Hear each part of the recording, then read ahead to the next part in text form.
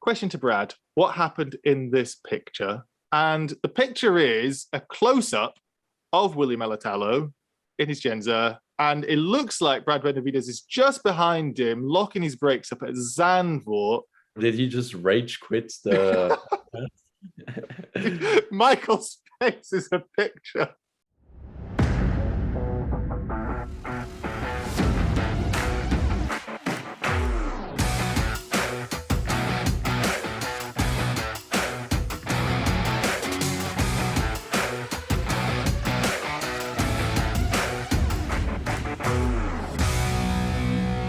Hello and welcome to the F1 Feeder Series podcast, your guide to keeping up to date on everything in the junior single-seater world. I'm your host, Jim Kimberley, and after a one-week break for the podcast, there's been plenty of goings-on in the Feeder Series world. Previous guest, Ollie Goethe, did the impossible, and he didn't score a win in Euroformula. Alex Dunner's all but won British Formula 4.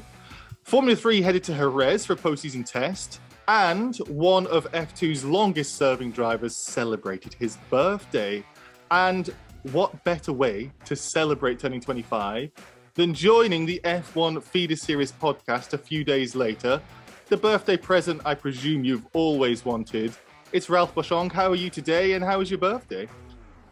Very good, thank you. It's good to be here. Thanks for having me. It was pretty good, quite chill. Had a lot of cake and burning that off now. Well, how long have you got until the next race? It's like still 6 weeks or something, so a lot of cake you can still have.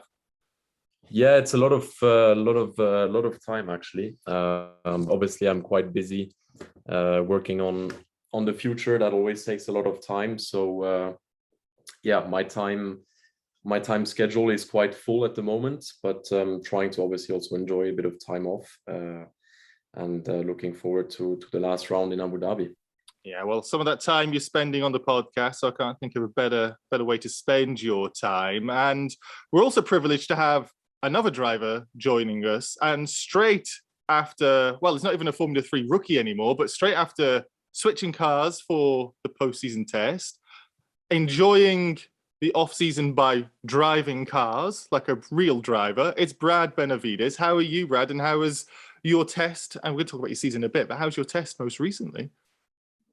Hey guys, well, thank you for having me. And that test went pretty well. I mean, I only got into the car on the third day out of the 3 days of testing. But yeah, it was really positive. And after that, I took some days off in the south of Spain since that was Friday, and I took some days off in the south of Spain until literally yesterday, Sunday, that I just got back home. So very good, and you got a good few days off before, I presume, doing some more Formula 3, or well, we'll hear about that later. But before you start racing again, so joining the podcast for now, but I'm sure you're going to keep busy. We'll hear all about that as well.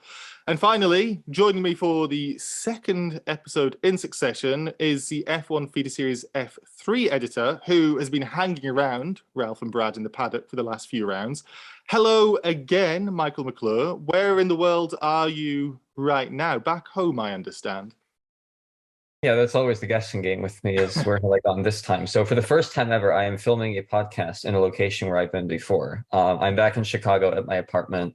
It is my last day before school starts again. University of Chicago resumes their academic year tomorrow. So I will be savoring the last of my free time before that gets eaten up. But yeah, happy to be back. Happy to be re-invited after hopefully what will be a more smooth episode than recording it in an Italian restaurant outside on my phone last time. So stable internet and good people around me. So yeah, happy to be here.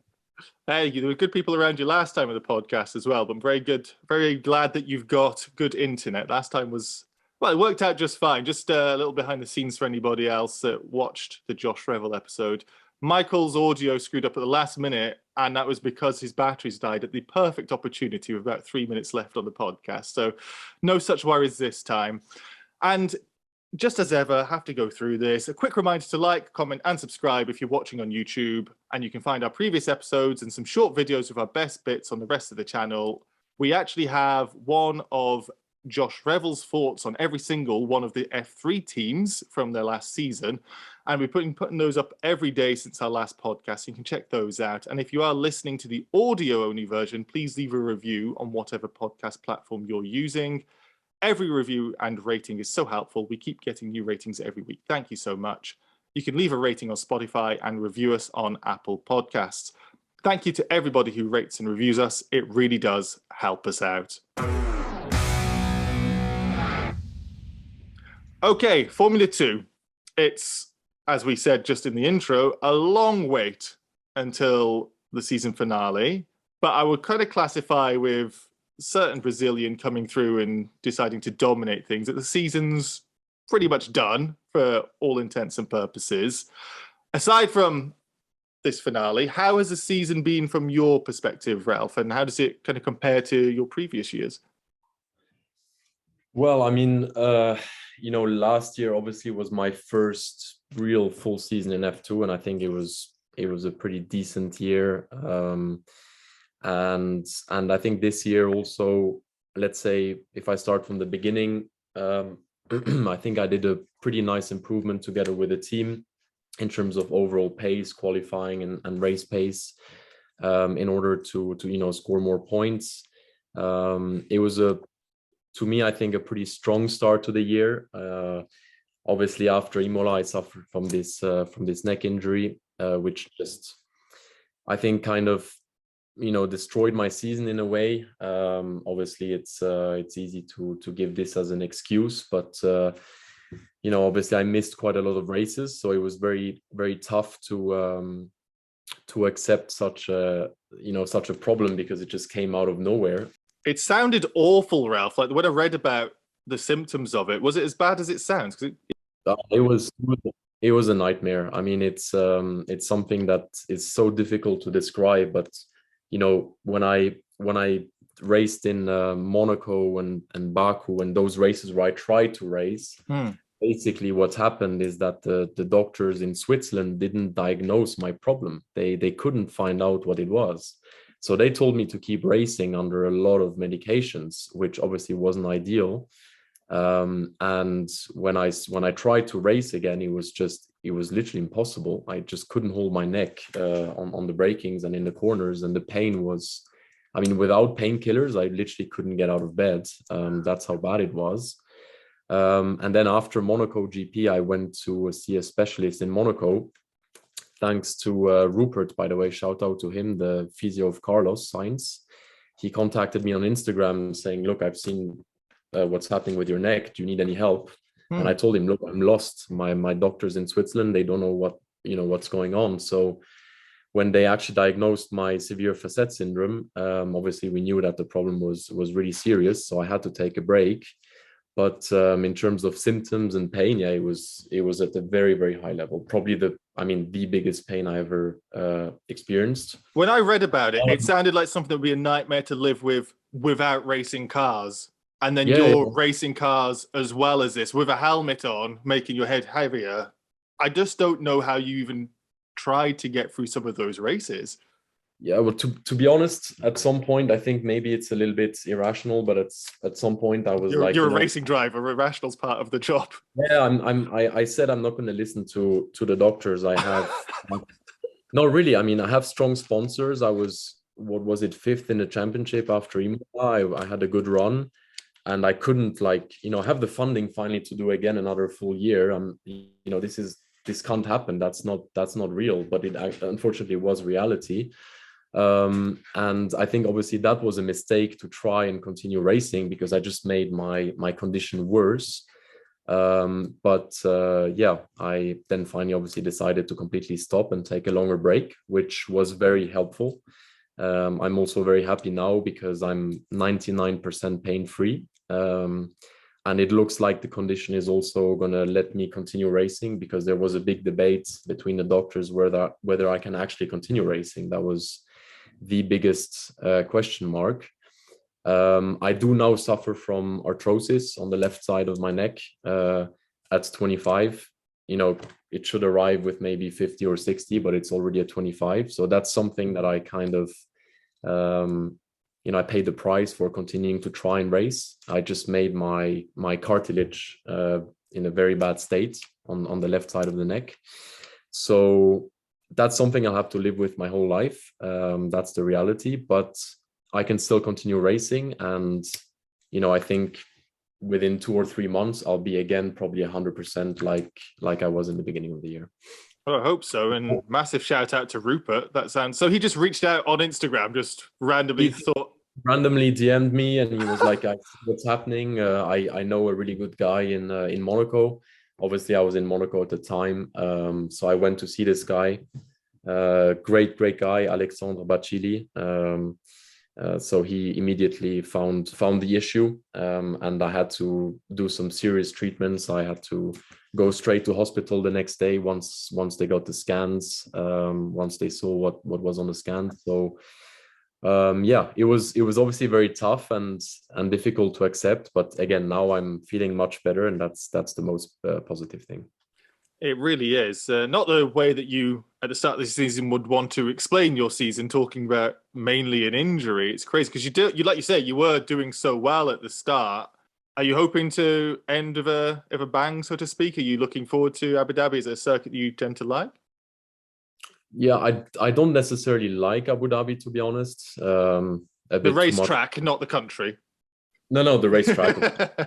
No, actually, Abu Dhabi itself, the country is very nice. Got some good friends there, but the track itself is, you do a mistake, you got so much runoff, you don't get penalized for it. I find that a little bit boring. Obviously, last year I think I qualified 5th. I was on the podium as well, so it was quite decent. But for sure, I want to end the year on a high. But honestly, with everything that happens this year, I'm currently really focused on making sure I secure next season, and this will be, let's say, the priority. Hopefully, ending on a good note. Well, we hope so too. We asked before the podcast started, because I know people will be wondering what Ralph's cryptic iMessage was, and you replied saying that it's just to get some hype. You're your own hype man, and you have nothing that you want to spill the beans on yet. Is that right? It's right, but I think it's quite easy to figure out. I mean, to be honest, it was meant to be my last year in F2, but obviously with what happened with the neck, I feel like I have more to show. Obviously, nothing is done yet, but the target is to stay in that paddock as a driver next year, and yeah, let's see. There's a couple of options, obviously, for next season, but I would love to try and have a normal year next year, do a decent year, and just finish it in style. That would be cool. Well, that's quite exciting. And have you told anybody this yet, that you're planning to stay in F2 next year, or is this something? I said it on the press conference in Spa when I did my comeback. Told me. Michael's nodding along. Yeah, I mean that's obviously let's say the priority. There is other options as well, but it will most likely be F2. Well, very exciting. Can't wait to see what team that comes in. I like that you specifically said that you're not going to be doing anything other than driving in the paddock, so Trevor Carlin doesn't have to worry about his team getting taken over. I said before as well, Brad, this season's kind of done from a Formula 2 perspective. Obviously, it's done from Formula 3, but how much did you keep in touch with what's going on in Formula 2 this year? Racing Formula 3, you're in the same paddock, but then you'll be struggling to watch some of the races because of your own priorities. But one, how did you view the season? Two, how much did you understand what was going on? And three, Felipe Drugovich, how good is he? Yeah, to be honest, I did see some races. I did follow quite a bit, after my weekend finished. Obviously, I was sharing the weekends with them, so I could catch along a little bit from what they were doing. To be honest, Drugovich was really consistent, but I was surprised from a couple of drivers. Like I was surprised of Enzo Fittipaldi. To be honest, I was also surprised of the speed of Iwasa, and also Doohan. I think he was just so unlucky throughout the whole season. With he scored I think 4 poles or 3, and yeah, the conversion rate for his poles to wins was like so poor because of different bad luck reasons. Charles Leclerc levels of pole to victory conversions. Yeah, he was basically the Charles Leclerc, I think, of the season. And then people that were always up there, like Carlin, Logan, and Liam, they were consistently, within that top 8 range. And a couple of mistakes, Logan in Spa with the crash, and then Zandvoort, what he did in that first freaking 25 seconds of that first race was but yeah, I've been following. I mean, I was also aware of Ralph and his neck problem, and I'm glad to see him. You like the crypto car? Yeah, I was like, maybe I get the chance to fill him in, but not to. Nah, obviously not. But yeah, it was cool to see Roberto Meri fill in for you in Austria, and his performance was actually pretty exciting to see, especially when it was his first race there in Austria. And then I think in Spa, who was it that filled in for that car? I think was it Zandelli? No, that was I went back to Spa, but it was Ollie who had the penalty points, so he filled Ollie's place. Oh yeah, it was. I was on the podium on my comeback by then. Yeah. Forgot about that. Sorry. I feel proud about that. So shame you didn't remember that. Because I was really busy. Because in Spa, yeah, no, it's like, fine. I appreciate it. It's fine. In Spa was starting like second row, so I was a bit like really, focused on my stuff. All the other races, I was pretty.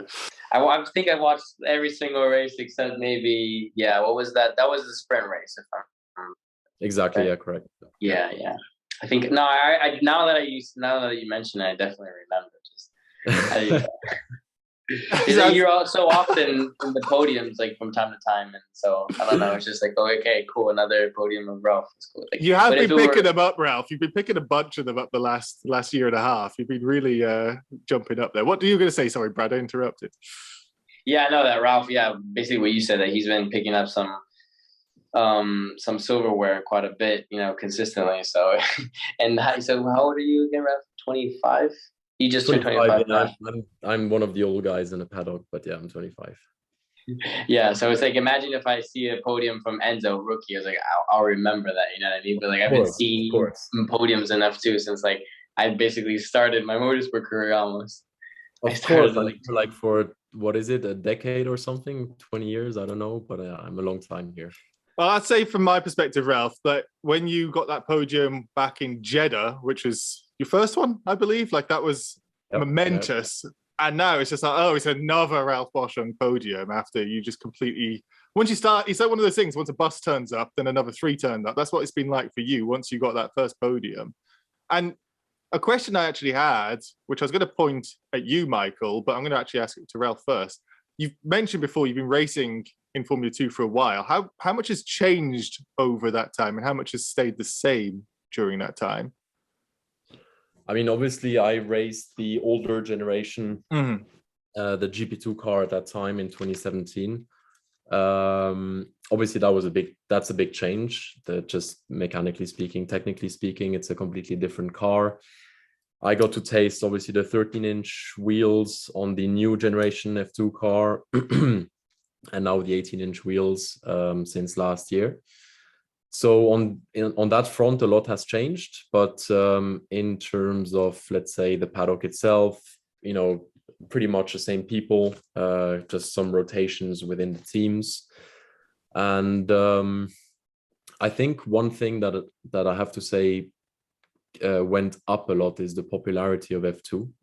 Since I was there in the beginning, I think since Liberty Media bought F1, since they became the owners, they obviously made a whole big change, calling it F2. They kind of pushed a lot more the feeder series to be more in the spotlight together with F1 compared to the past. So I think YouTube highlights are a massive thing from just watching, like keeping up to date. But, that's great. I think that's the way forward, because obviously there is only F2 before F1, and there is only F3 before F2, right? So it's very important for this to be integrated in the feeder series, and people to notice that. Not only is it important for drivers, but for sponsors as well, right? So I think it's a very positive change they did, and obviously it keeps growing year by year from my feelings, and I think that's a very, very positive thing.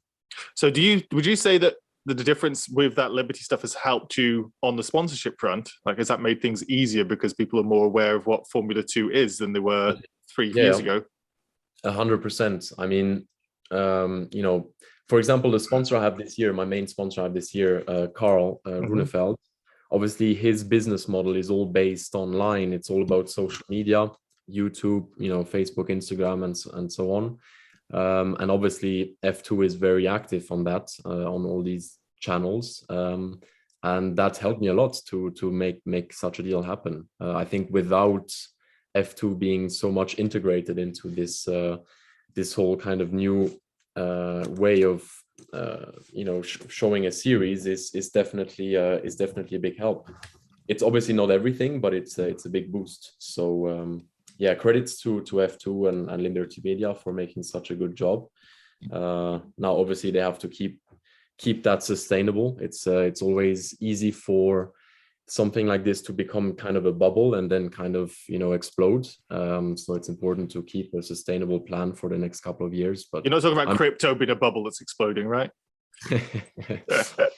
Yeah, that's a bit obviously. Well, let's not go down that route, because we could end up going way off topic. Maybe not. And Carl will be upset. Just the question originally, like I said, Mike, was actually for you, and you've been watching feeder series for so long. And I was going to ask from the fan perspective, but I think Ralph might have covered some of it. How much has changed since you first saw Ralph Boschung racing in Formula 2 from your perspective? In fact, the first time I saw Ralph was in GP3 in 2015, all the way back at Zandvoort. I remember when you were one at Red Bull Ring with, I think it was with Koiranen, is that correct? So yeah, no, I mean, this is the first year I've really been in the paddock, but definitely the branding of it is different. The fact that it is taking on this F2, F3, and even if you go down to F4, it's all this very unified ladder. I think that's changed. We talk about the super license points, and it's clear that now F2 and F3 isn't just kind of a corollary, but it's like a part of a bigger vision, and you see that. I think the other thing that you see, especially this year, the way they've changed the format, I think has really helped in a way, because now you get the big F3 and F2 races on the Sunday morning, and it really builds anticipation quite well for the Formula One race. Obviously, when it was Saturday, you maybe got it was a little bit more in standard viewing time, especially for, let's say, people in the US like me. It's not at 4 a.m. that you're watching the feature races, but it's more like 10, 11 a.m., which is more manageable. But even still, I think for that core audience that is admittedly in Europe and in Asia, that Sunday morning time is a good slot. So I think that's definitely helped it in a way. And I would guess also in the paddock, having that on the same day, it just kind of fits in well with the way the rest of the Formula One world works. So I think it's going in a positive direction. I mean, there's obviously things that can always improve. Funding continues to be an issue. I mean, Ralph can attest to this for sure, but that's one thing that's never gone away, is drivers are always battling to find sponsorship money. And that will probably continue to be an issue. But again, the more you get, as he's mentioned, the more you get the exposure, the more that people see it. And also the more that fans can connect with the drivers, and you get people who even now will pick someone in Formula 4 they really like, or in Formula 3, and will follow them and cheer for them all the way to Formula 1. And that's how you can really build like a deep, almost lifelong kind of fan and driver connection in a way. So I think it's going in the right direction. It's definitely elevated what was GP3, GP2 is a very niche series into kind of a more mainstream element of the sport that probably, I mean, rivals like main series like IndyCar and Super Formula in popularity, I'm sure. So no, I'm curious to see what happens next. I don't know how long you guys are going to stick around in feeders, but definitely a cool perspective to hear Ralph's 6 years in GP2 and F2, and obviously extra time in GP3 as well. Yeah, it's I think there's a lot of time spent sometimes on the negativity with regards to certain drivers not making it to Formula One and so forth, but there is so much that's been going well in Formula 3 and Formula 2. we're going to move on to Formula 3. And you'll be excited for this bit, Brad, because this is yours. So let's go from a very basic question. How was your season? Yeah, so my season this year was obviously my first. It was my first year in FIA3. This has been, yeah, like you guys said, the feeder series that has definitely had the most exposure in all channels compared to what I raced last year. And so yeah, the pressure, not maybe really pressure, but the all the eyes, that are on this championship, definitely I think was something that I felt through the season. But other than that, I really enjoyed it. I really enjoyed the fact that there were so many people watching it. The fact that I'm racing around in the track that F1 is also racing around, and the people that are there to watch F1 or F2 are also there to watch F3. And yeah, this apart from that, my season hasn't really been as I would have wanted to. I struggled a bit the first half, let's say, of the season, and the second half, perhaps we could say that it went a bit better. There was definitely a steep learning curve that I had to go through, and I think that I went through it. And currently, I'm definitely a way better driver than I was at the beginning of the season. So, yeah.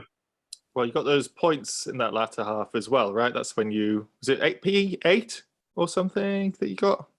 Yeah, that was Spa in the sprint race. That was I lost a lot of positions there in the last laps. Yeah, but also at the same time, that surely showed the progress because that was a wet qualifying that you went through. And then, is that right? Was the Friday was pretty sodden? I mean, we all did the qualifying with slicks. Like they're all our fastest lap. Like the times were done in slicks because the track was drying up, and like the last 15 minutes, everyone was on slicks. But yeah, it was like a racing line that was dry and then or damp sort of in some places, and then yeah, it was a tricky qualifying for sure. Do you know something? This is why I couldn't be a driver, because I'd say that as I finally got points. I'm really pumped. But you as a driver, you always want more. You're just like, yeah, I could have done better. I could have. That's where I think the difference is that you still feel that you could have done better on that race. Yeah, of course. I mean, definitely.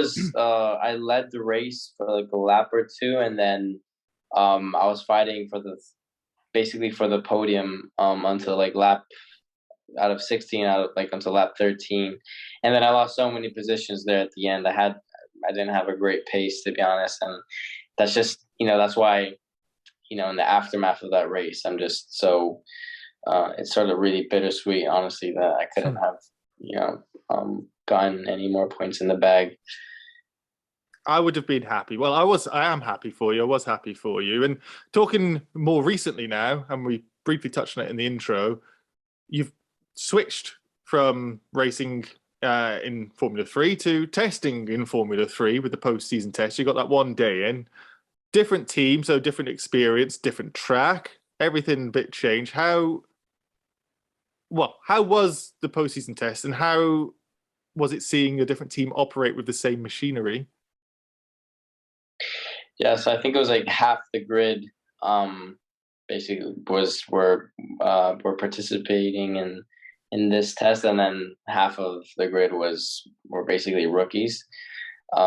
So yeah, I wasn't the only one that went from racing to testing. And yeah, I had a switch of teams. It was definitely really interesting to test or try out a different car that wasn't a Carlin car. It was my first time basically trying a different car that wasn't a Carlin. So it was also tricky because, like I said before, that was when we were off record in the green room.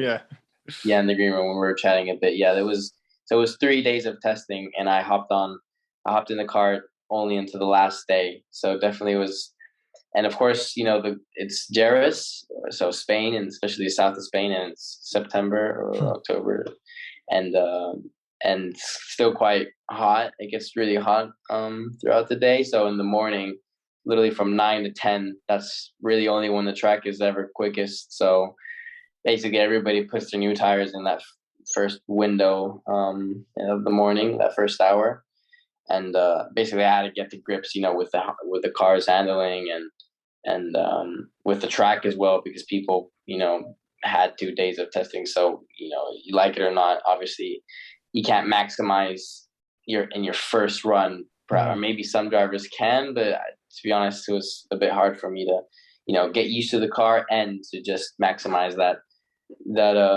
flying lap after 3 or 4 laps of reconnaissance of the track. So, but other than that, it was really positive. I mean, the car felt really comfortable and really quick, especially in the afternoon session. With my race runs, I was quite competitive. There weren't really many other drivers that were quicker than me, let's say, in the race runs. So that was a big positive, especially coming from if I ever did a test with Carlin, I was usually always at the back, let's say, of the grid when it came to race runs or my race pace. And with this car, I was already in the top 5 of drivers, matching all the cars, or basically matching or be quicker than the Prema cars or the Trident cars. It definitely felt really positive that I could, hop in a car that I knew was competitive and be competitive. So that was a confidence boost for sure. I was going to say, yeah. And Ralph, you'll know, excuse me from saying this, but you've gained one more. You've got a few years on Brad, but you'll know more than anybody, I suspect, how it's a spec series, but they're not equal cars. How much do you view the team having a massive impact? And when I say it's the same car, but the cars aren't the same, if you get my drift. For sure. I mean, every team has their way of working, their philosophy. First of all, way of working, setup of the car, and operational structure. And I think what is very important for people that listen who might not know the spec series so much is that obviously you can do a lot of different things on the car, but after a couple of years with the same car, usually all the teams, they arrive within a certain window of their setup and the way they work. So everything becomes very compressed and very competitive. But I think where the big challenge is, but also the big benefit is if you manage to kind of work with the team, have a good combination between both, and have basically the package is the key word here for me.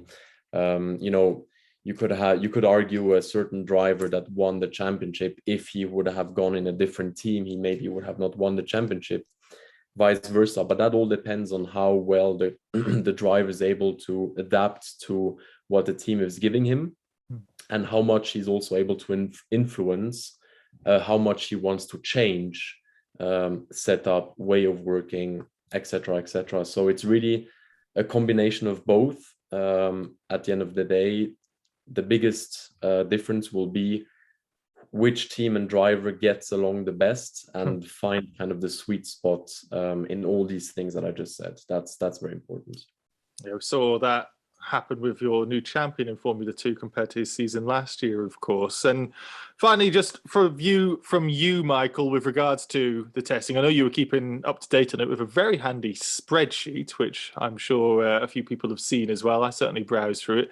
You were able to, from that, ascertain who was doing well in testing, who might have surprised you. So your view on what names were at the top and who we probably should be giving a shout out to in the podcast for such a good testing time in F3. Yeah, absolutely. Well, one of the difficult things about testing is that you look at the end of the session, like result, and obviously there's no streaming or anything, so you can really just judge by the live timing and stuff. And you see certain names at the top that might be surprising, but it really just scratches the surface, because in each session, you may get people who are doing qualifying runs, but you also might get someone who isn't even focused on setting a fast lap and they're just doing race runs the entire time.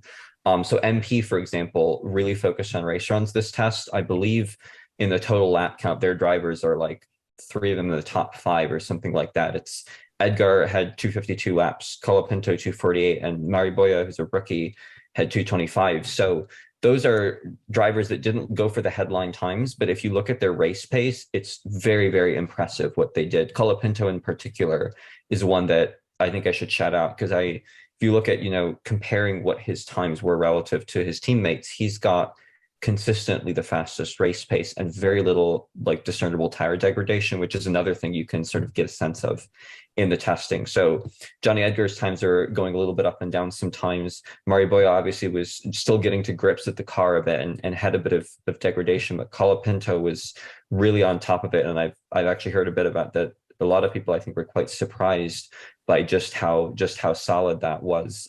We know the MP is a quick car. They had 3 pole positions this past year, and obviously Colette took a couple of victories, and Smollier had the feature race win. So absolutely, it's a strong package, and him being such a strong rookie this year, it's going to be certainly a driver to watch. Other ones, I mean, Trident usually have a very quick car. They did a lot of qualifying runs. Bortoletto, congratulations to him, just been announced as the first F3 driver this season, or for 2023. He looked really, really good, especially relative to his other 2 testmates who are also rookies. So Fornaroli, coming up from Freca, has had a bit more of an adjustment. Oliver Goethe's obviously got a couple race experiences in the car and looked solid, but perhaps not as spectacular as Bortoletto was. Prema, obviously they are always going to be a force to be reckoned with. And in the test, they got some really good times as well. But one thing that's unique there is if you compare their race runs, you see quite different patterns in tire degradation. For example, Beganovic is one whose times generally got increased as he went along in the run. And like you see that his pace is dropping off. But Paul Aron has a few runs, and especially Zach O'Sullivan, where he just gets faster as it goes on. And so that's interesting. You just see, different experience levels and different comfort levels. O'Sullivan's obviously done a year in F3 and alongside Brad. So you see that. I mean, ART, I guess, Brad, you can definitely speak on this, but just looking at your times, I mean, you jumped in the car and you were right with Solov, who's done the most laps and has done tons and tons of race runs. So definitely impressive there. And I mean, you can definitely speak on this, but what was it? I'm curious to know, what was it like jumping in the champion's car? Yeah, it was definitely a privilege, to be honest. It's sort of like the mentality was sort of like, if the champion of this year was driving in this car, why can't I, drive, as if I was the quickest person on track. So it definitely felt really cool, to be honest. I felt like empowered. I was very impressed with, ART as a whole. We had all 3 drivers on the podcast a little while ago, and they just seem to have a really good, gel together. And I just wondered if that's something that the team themselves were imparting there. Were you looking, and I know you can't speak to too much at the moment, Brad, but are you looking to see about your seat for next year at ART, or flirting with other people in the paddock? Is there anything you can let us know about 2023 plans? Definitely a seat in ART next year would be,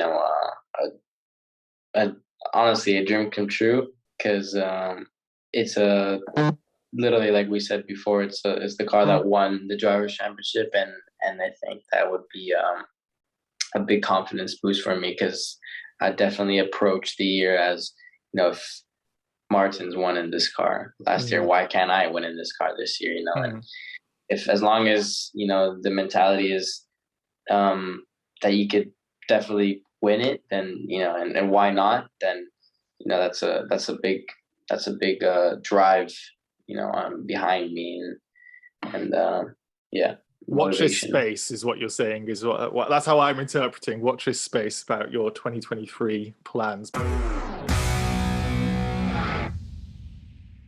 Right, that's enough questions from me because the F1 Feeder Series podcast is for you, viewers and listeners. We're going to move on to the hashtag AskF1FS part of the podcast. If this is your first time watching or listening, you can get involved by using the hashtag AskF1FS on Twitter, joining our Discord and using the podcast questions channel, or simply commenting on our YouTube videos and asking whatever it is that's on your mind. As ever, so many questions, popular drivers here, so apologies if we don't read yours out, but really trying to get through as many as possible. First question is for Brad, and it's from William Alatalo. And for the first time on the podcast, it's a picture round, so apologies for those of you listening. I'll try and describe what I'm seeing. The question is, question to Brad, what happened in this picture? And the picture is a close-up of William Alatalo in his Genza, and it looks like Brad Benavides is just behind him, locking his brakes up at Zandvoort, and there could even, as he turned his camera off, or we just lost him. Was it just funny timing? What's happened? Brad, are you still there? Or did he just rage quit the... Michael's face is a picture. There he is. Yeah. There's a comedian with his comedy timing. Were you guys waiting for me? My the power went out, and I don't have any, because I'm on my phone, and at least I would have been able to do the hotspot, but I don't have any signal either. Right. So Brad, I will ask it again. The question was, William Alatalo, question for Brad, what happened in this picture? And the picture is a close-up of William Alatalo, and in the background is Brad Benavides locking up, or there's a bit of tire smoke from someone, and it's at Zandvoort. I don't know if you remember what happened and if you could explain. Yeah, so I think it's just one of those things, mate. To be honest, I had just been rear-ended as well. The race on Saturday. This happened on the feature race on Sunday. On opening laps, and like I said, I was also rear-ended and stranded last in the sprint race Saturday. And my approach on other drivers' mistakes is, if I have a photo of it or I have a clip of it, I'm not gonna, to be honest, I wouldn't really ever create any beef unless the other driver was really let's say a prick about it. Sorry for the swear word, but and yeah, basically, all I can say is obviously it was my bad. It was my mistake. He had just overtaken me on the inside into T1, and I tried to hang around the outside, but he had a better run on the exit of that corner. So I just at the end, I tucked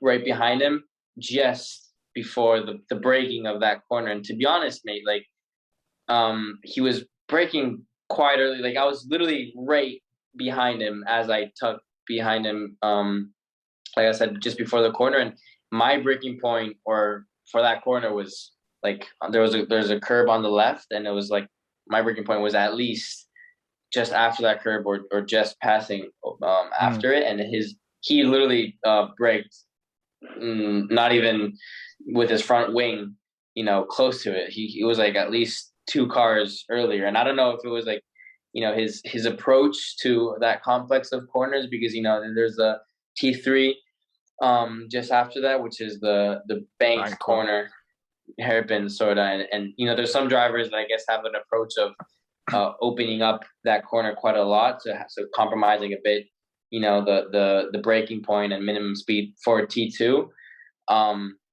or the corner before it. But yeah, that was definitely not mine. And like I said, obviously I'm the one that rear-ended him, and it's always the driver that's behind the one that has the responsibility, and I assume that responsibility. But it was just one of those things. Was it deemed as a racing incident by the stewards in the end? No, I got penalized, man. But sorry to bring that up. But yeah, no, it's. Oh, he's rage quit again. Looks like he's frozen now. Yeah. Well, I'll tell you what, I'll move on to the next one, and then I can edit Brad in. Next question goes to you, Ralph, and it's from Sam. at SOGSV5 on Twitter. To Ralph, has doing all your own sponsors helped you as a person, and how will it help your racing career post F2?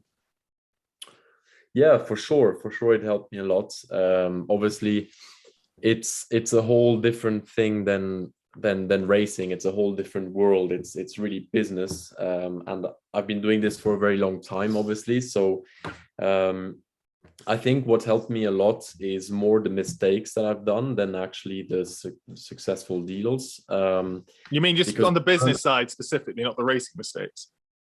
Exactly, on the business side, and I think this helped me a lot as a person to grow. I think I gained a lot of confidence by then closing also stronger and bigger deals over time. And as a driver, I think it helps me, probably not in terms of performance like racing performance, but it helps me just generally as a more on the human side as a person. I don't think it really helps you as a driver, but I think you can see racing in a different perspective when you do all these dealings on the side. I'm pretty sure I see racing quite a lot differently than most of the drivers on the grid. But it's obviously a big challenge. It takes a lot of time, and it's very difficult to do that. Hence why I did a lot of mistakes in the beginning. Can I just ask, when you say you see it differently, specifically, is that because you're more aware of the financial implications of crashing the car, for example? Is that what you refer to?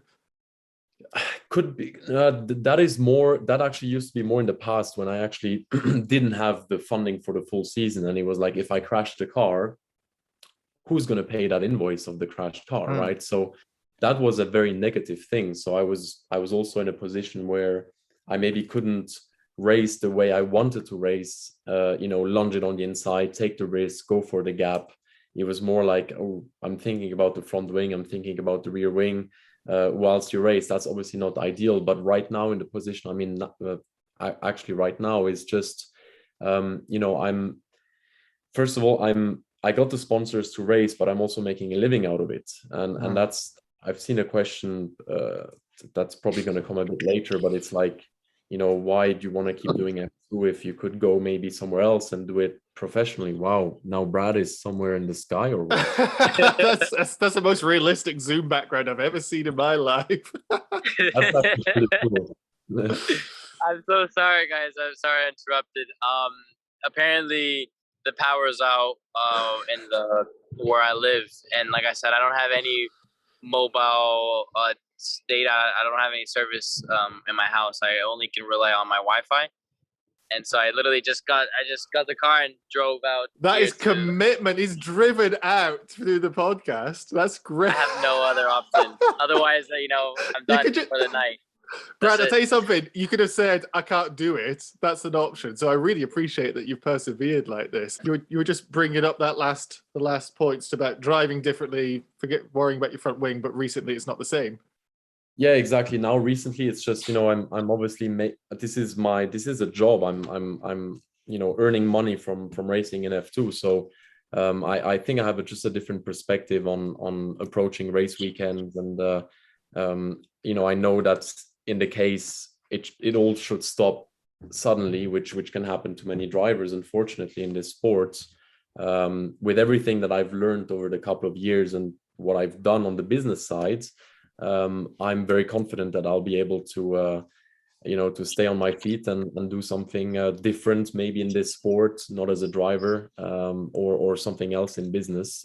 It gives me a lot of confidence, because many drivers obviously start very young. They might have funding from their parents or not, whatever, but they maybe even sacrifice education. They go all in racing, and unfortunately, if you don't make it to F1, or you don't have a proper manufacturer contract somewhere, how are you going to generate income? How are you going to make money, right? Because at some point you have to make money. That's the essence of life. And many drivers find themselves in a position where they have to stop, and then they're like, shit, what do I do?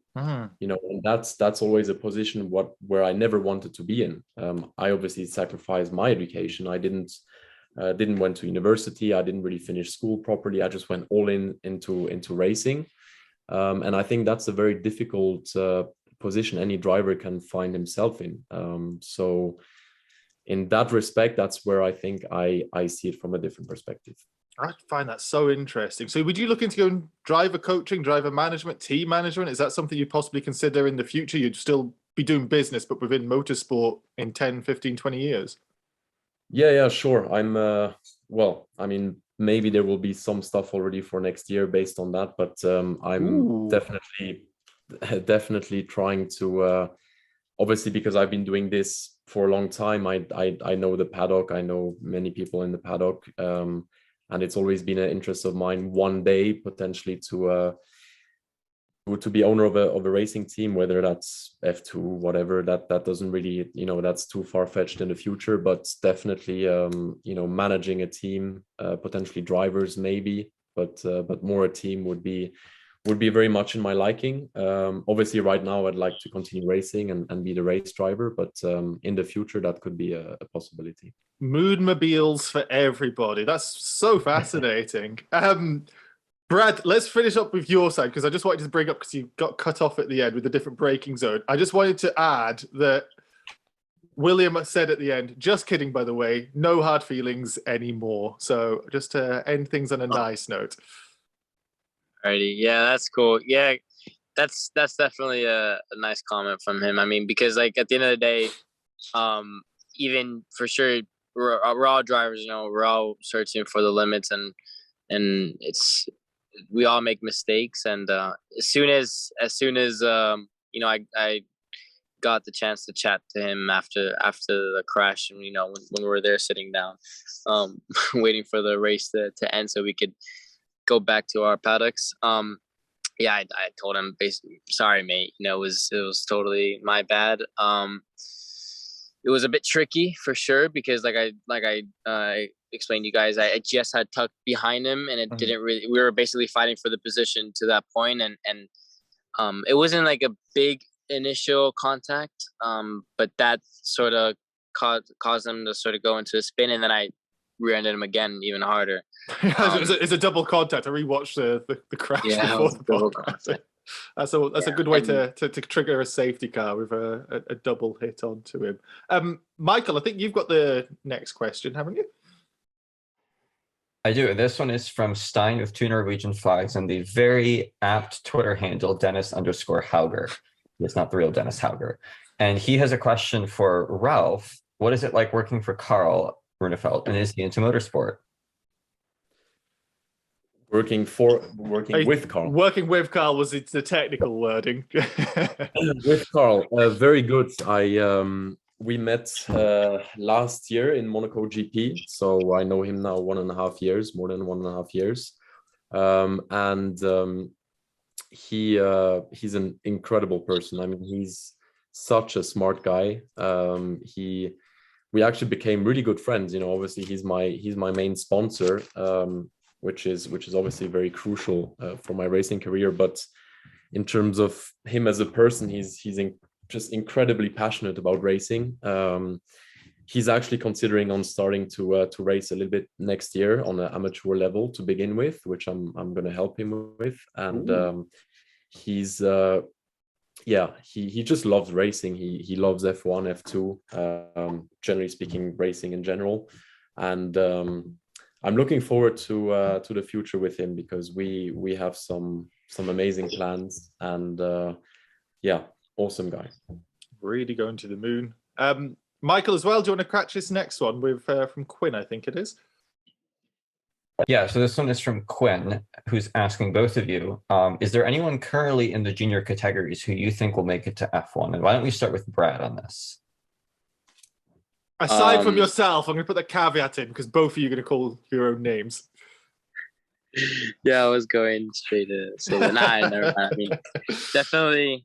I mean, that's what I aspire for sure to do. That's obviously my life purpose. But there's always because that's basically what this championship is. It's a feeder series. It's a feeder series for F1. So there's obviously, one or two that are gonna be in F1 soon. If I'd have to guess, I'd probably say maybe someone like Victor Martins potentially, and hopefully he could do a good year in F2, and that would literally basically just put him in F1 like it did to Piastri. So for sure, probably him right now, looking ahead to the next couple of years, and maybe people like Bierman. Just guessing. Yeah, there's been some good drivers in F3 at the top of that championship fight. It was really interesting to see. Ralph, anybody, let's say within Formula 2 that you could see going to F1 from this current grid? I would appreciate a lot if Logan makes it. He's a great guy, great driver. We've been teammates in Campos in Bahrain test. That's where I got to meet him. Obviously, he's been showing some incredible pace this year for his first year in F2, first full year. So I would, bet on him right now if he's the guy who could make it to F1, whether it's next year or the year after. But he's worthy for F1 for sure. Yeah, and a seat has just opened up explicitly with Williams saying that Nicholas Latifi isn't racing there. So fascinated to see who does fill that. Logan, of course, affiliated with Williams. There's a question here from Johannes Meles. Probably an awful pronunciation. I apologize. But the question is, there will be a point where you have to move on from F2. This is for Ralph. Which series does interest you the most? Is it something like IndyCar or WEC? Sorry, I got my dog here. Dogs are welcome on the podcast. Get them in. You can ask the questions to them. Right. So brief interlude. Sorry, Johannes. What's the dog's name? The dog is called Lucky. Lucky. And she's beautiful. She is gorgeous. That's the first dog on the podcast. Thank you so much, Lucky. That was lucky. So question, IndyCar or WEC? Anything else possibly that would interest you? In IndyCar, I have to say, is something that I really enjoy watching. First of all, like I said in the beginning, it's something I already considered in the past. So I think if I would need to choose between IndyCar and WEC, it would definitely be IndyCar. I really enjoy America. I've been many times in the US. American people are fucking great. Sorry for the language. Michael is beaming with happiness right now.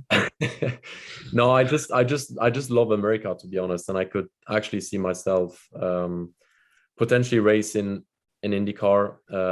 It's quite a raw series. No BS. I kind of like that. So yeah, IndyCar is probably the highest chance I would maybe end up whenever I stop F2 compared to WEC. Well, that's it'd be great to see if you do make it there. The next question goes completely off topic, but as F1 Feeder Series tends to do, we go down the food route. So questions from Joe, and it's for both of you. So we'll start again with Brad. What's your favorite salty food and sweet food? I don't know if they're trying to say savory and sweet, but what's your favorite salty specifically? I don't know if there's something specific salty, but favorite salty food and sweet food. Yeah. Sorry, there was people that just You're right. just pulled up at my spot. You can ask them the question as well. You can see It's so badass. So if you guys hadn't had a dog on your dogs and sunsets on your videos, and sunsets were definitely something that you guys probably weren't expecting. People just randomly pulling up to my to my interview space. My bad for that. Good. I guess my favorite salty foods probably be like pizza. Yeah. With like pepperoni, and then my favorite sweet food. I'm not really a sweet tooth, to be honest, but maybe sweet popcorn.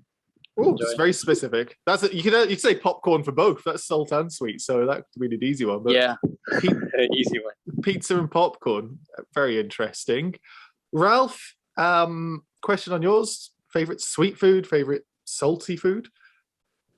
I'm gonna be very Swiss. Raclette cheese is something I love. So I'll take raclette as my favorite salty food. And sweet, I would take probably Birthday cake. The how do you call that in English? I'm not sure. Do you know the Black Forest cake? Mm-hmm. Yeah, Black Forest. Right, there we go. So that's a cake I really enjoy. So I would take that as a favorite sweet food, I guess. I also love that, so I appreciate that one. Michael, question from you from Checo. Yeah, so Checo from Discord has got a question for Ralph again. What has been your favorite moment of the season? And also, good luck in Abu Dhabi. Was it good luck in Abu Dhabi? It was at the end, yeah. Thank you for that. My favorite moment, wow. Honestly, I think it was, it might sound a bit weird, but it was probably Jeddah qualifying, even though I didn't qualify where I think we deserved to qualify. I think it was P4 at the end with a penalty of Duhan. But the qualifying in Jeddah this year was really nice. I felt alive with the car. The car was on rails. For me, that car was meant to be on pole on that day. And just the lap when obviously I didn't have the red flag and I went purple and then red flag. But that lap was insane. So that feeling, I think it's the feeling that every driver really enjoys is when you go on low fuel, super soft tires. Well, Brad, not yet. That will be in the future with the super soft, but you'll see that feeling is insanely amazing. So I'll take that as my favorite moment. I love that answer because so many times drivers bring up qualifying rather than the race, and us as race fans enjoy the wheel-to-wheel action. But as a driver, it always seems that the Saturday, or Friday in your case, qualifying is the best bit to be in the car. And like the idea of being on low fuel, soft tires, going around Spa or something is just the best feeling. And yeah, you seem to have an affinity with Jeddah, so that's interesting to note. The question also went for both of you. So Brad, do you have a specific moment in the season? I'd have to say Spa, the sprint race, going in the Camel Straight, just tucked in behind my teammate Zach and him getting sort of passed around the outside by Correa. That moment, to be honest, was pretty cool because I could like sense the drama into that corner with seeing him on the outside and Zach, my teammate, on the inside, and I was waiting to see if they were gonna shun or whatever, and they sort of kind of did. Correa had a puncture, and my Zach had he messed up his front wing, so then I went into the lead, and then like that opening lap in general was it was really entertaining, even for me being the one that was driving. So that had to be my favorite moment. An opening lap in F3 and being in that sort of seat to watch that unfold. I remember it as well. So I appreciate that answer too. Final few questions here. So this one's from Alex, and this is for Brad. This past season of F3 was your first full season of racing in the one series the whole way through. Do you think this has helped with your confidence knowing you can develop around one car concept for the whole year rather than multiple within the one season? Yeah, I've never, because I started motorsports quite late. I started professionally racing. In the sense that, high level racing, and not taking racing as a secondary sport hobby. When I was 15, turning 16, that's when I started karting. And I've literally, until Monza, I literally had never finished a complete championship in any series of motor racing, not even karting or anything, because I've always sort of, my family and I, or my management, we've always, or not really my management, because I haven't really been managed by any management team until the beginning of this year.